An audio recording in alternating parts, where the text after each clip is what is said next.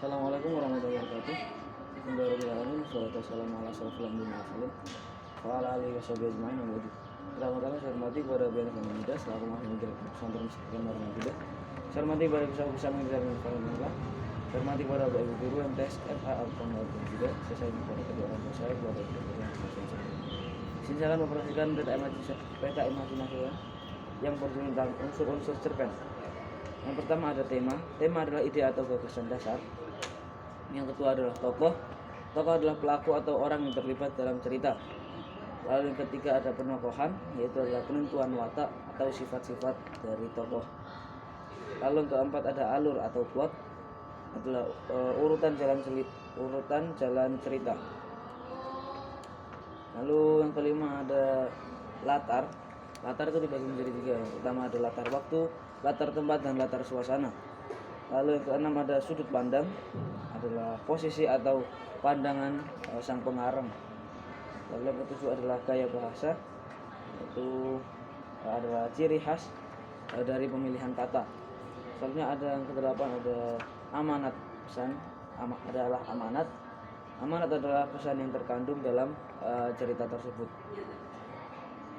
Lalu ada juga struktur dari cerpen. Pertama adalah orientasi. Orientasi adalah pengenalan cerita kepada pembaca. Lalu yang kedua adalah komplikasi.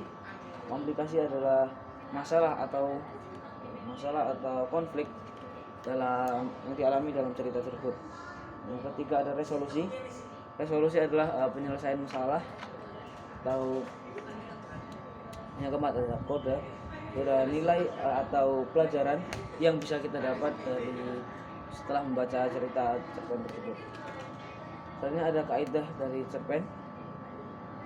Pertama ada kata keterangan, yaitu untuk mendeskripsikan latar, waktu, tempat, dan suasana. Yang ketiga ada kalimat langsung, yaitu kalimat kutipan yang dilontarkan. Lalu selanjutnya yang keempat ada yang ketiga ada penggunaan bahasa tidak baku, itu adalah kata yang dipakai tidak sesuai dengan pedoman. Dan yang keempat adalah kata sifat, yaitu kata yang digunakan untuk menjelaskan sifat suatu hal. Tadi di unsur-unsur ada yang namanya sudut pandang. Nah, masih ingat sudut pandang itu ada berapa? Sudut pandang. Ingat nggak? Yang sudut pandang orang pertama dan juga sudut pandang orang kedua apa ketiga? Tiga.